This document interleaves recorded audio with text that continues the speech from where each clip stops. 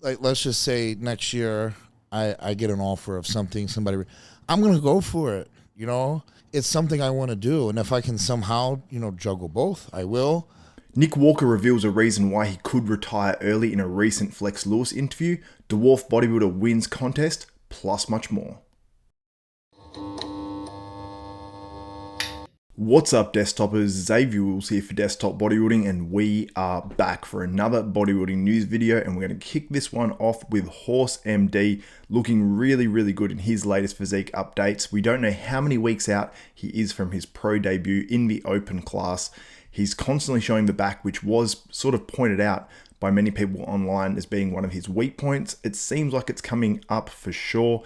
In that rear lat spread, it's looking much improved. Even the back double bicep, where I thought that shot was actually weaker, that shot's looking a lot better as well. Being coached by Milos Sarcev. Milos hasn't revealed it. HorseMD hasn't revealed it. So we're just waiting on when he's going to make that announcement. And let me know when you think he might be competing.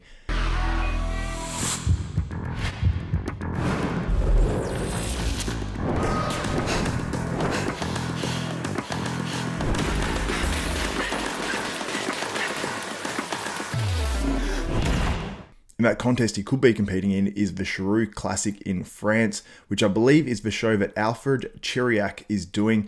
This was posted up by Patrick Turian. He says, I don't think Alfred will be outsized at any show anymore, and if social media exposure will not influence judging criteria, he will be right up there battling for top spots. Hashtag no weakness, hashtag 7 weeks out. So super excited for Alfred because he's looking outrageous, and that hashtag no weakness, it's very true. There is little to no weaknesses on Alfred's physique. He comes in great condition, and I cannot wait to see him on stage this year. He's looking more complete this year. The only thing I'll say, I suppose, is maybe a slight weakness to his physique is that taper from the waist in the front to the lats, but honestly, it's really nitpicking at that point. He's got huge arms, huge biceps, very dense, in very good condition for 8 weeks out. As long as he doesn't flatten out from this point onwards, I imagine we're going to see the best Alfred of all time, and that's going to be a good bodybuilder, and I cannot wait to see where he finishes up in these contests this year. And on to another guy who may be doing that same contest in Vitor, Boff. This was posted or actually shared, reposted by Milos Sarcev from Old School Maramba News.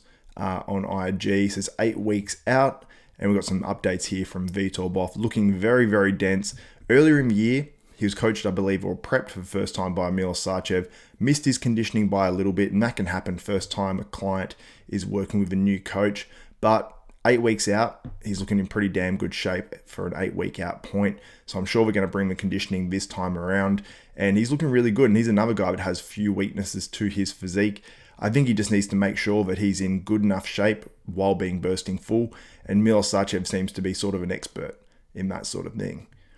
Now, our next update comes from a guy, a dwarf bodybuilder, I believe. Now, I don't want to misquote that. I get confused between dwarf, little person, all that sort of stuff. But this was shared by Bodybuilders Without Borders and says is competing today. Now, this was posted a few days ago. The Muscle Contest International Excalibur. He is 4'6", 63.1 kilograms or 139 pounds, and he was in the under 70 kilo, which is under 154 pound class. And this guy looks amazing. You see him here in the overall, and you can see the height difference between some of these guys, and it really is dramatic, but he's incredibly balanced. It looks like he brought pretty good conditioning as well, and I mean, what a physique. And I imagine just the challenges of being 4'6", going into a gym, trying to use machines that are designed for people that are at least a foot taller, and he's able to make it work and look really damn good. And it looks like he actually won his contest as well. And this dude, looks like he's winning on many levels in life here. And just wanted to give him a shout out and give him his credit because he looks absolutely phenomenal. And it's really cool to see. And I don't know if I've ever seen a dwarf bodybuilder be this balanced ever. So absolutely crazy. I don't want to feature his real name. He's known as Pony Bodybuilder or Peony Bodybuilder on IG, but his real name is Lucas de la Crode Luis. Now, I might be butchering that, but at least I gave it a go. But yeah, next level, really cool to see, and I'm sure he's going to get a huge following based off this contest. Now, moving on to an update from a guy doing the Texas Pro, just announced, says go time 10 days and a wake up, and he says don't mess with Texas, and that's Logan Franklin. And we've got a few recent updates, and this is the most recent, where he looks pretty damn good. The conditioning looks good, and with that extra weight in this division as well. Now, I don't know if he's a guy that falls into that 6'1" to 6'2" category or not, but at least he's going to have a little bit more room in terms of weight to play with, and I'm excited to see it, and I'm excited to see a return of Logan Franklin, and hopefully a return to a Mr. Olympia stage for Logan Franklin. And let me know in the comments, where do you think he fits in terms of the Mr. Olympia if he does make it this year? Is he a top 10 guy? Is he a top 5 guy? Is he a guy that could eventually challenge for that top 3? Let me know your thoughts in the comments below. Now onto the big news story of this video. Nick Walker had a bit of an announcement on the latest episode of Straight Out of the Lair podcast with Flex Lewis. And it's the reason, or a potential reason, why he could retire or at least give bodybuilding a break for some period of time during his career. I think you guys might find this interesting, so let's get straight to it, and I'm going to react to this interview. What was very interesting to hear when myself, you and Derek were talking off camera was that you are truly interested after bodybuilding, tail end of bodybuilding, about doing something else, maybe in that world. Yes, I've always had an interest in acting. You know, when I was in high school, a freshman, junior, I did like the whole drama club thing. Did you? I did, yeah. And my mother always told me I'd be a great actor because of how much of a pain in the ass I was. Mom knows best. She does. You know, but no, I just think I could be, like I said, when I put my mind to something, I think I could be really good at it. Nick's displayed that, obviously, throughout his career, because looking at early photos of Nick when he was bodybuilding, there's no way I would ever think that he was potentially even going to be a pro, let alone with a New York Pro, the Arnold Classic, and be a contender for the Mr. Olympia. So he's a guy that's proven people wrong throughout his early stages of his career. So if Nick's putting his mind to it, I definitely don't doubt him. I think I could be, you know, something good. You know, I think Derek asked me, like, what actor I would be.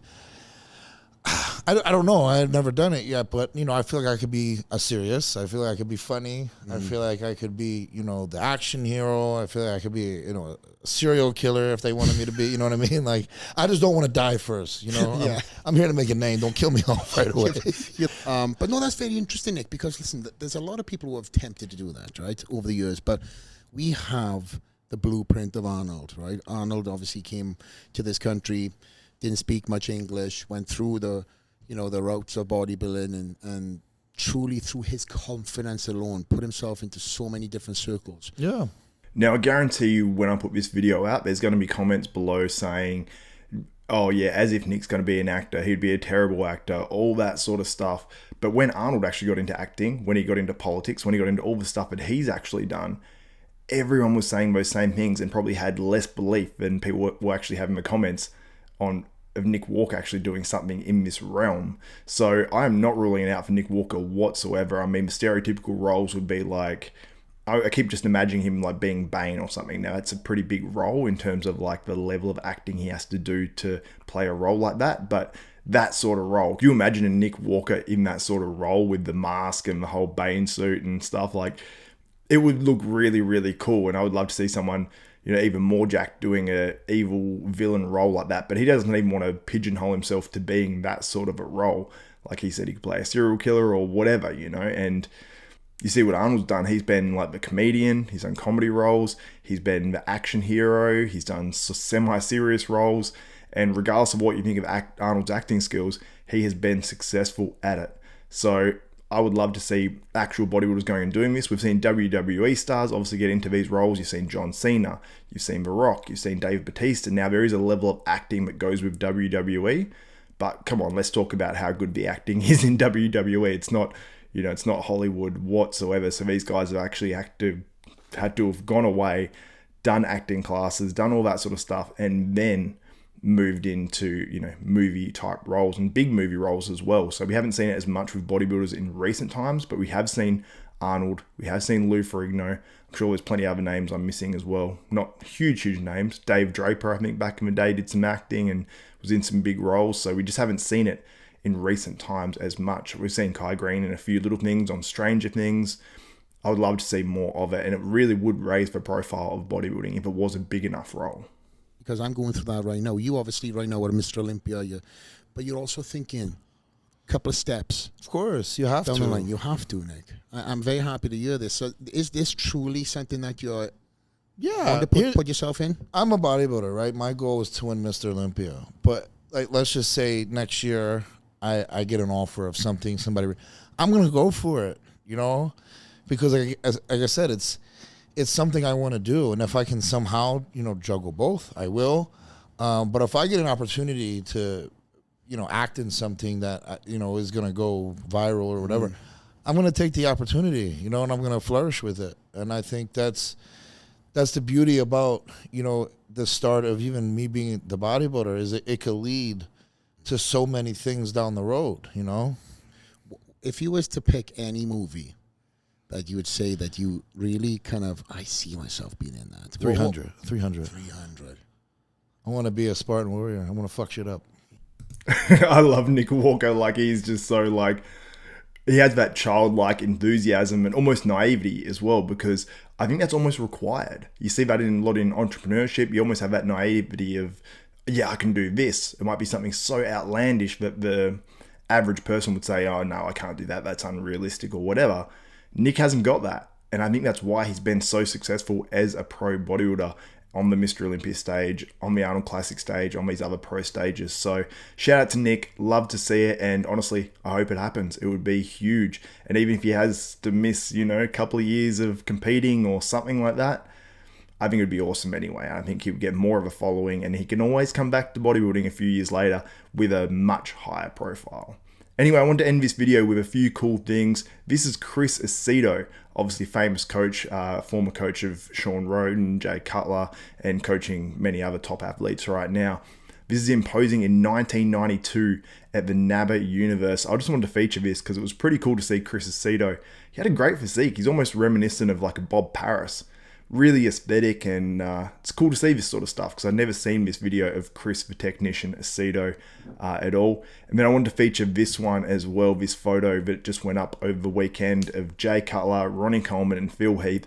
19 Mr. Olympias between them, 4 with Jay Cutler, 8 with Ronnie Coleman, and 7 with Phil Heath. It's really like an iconic GOAT shot.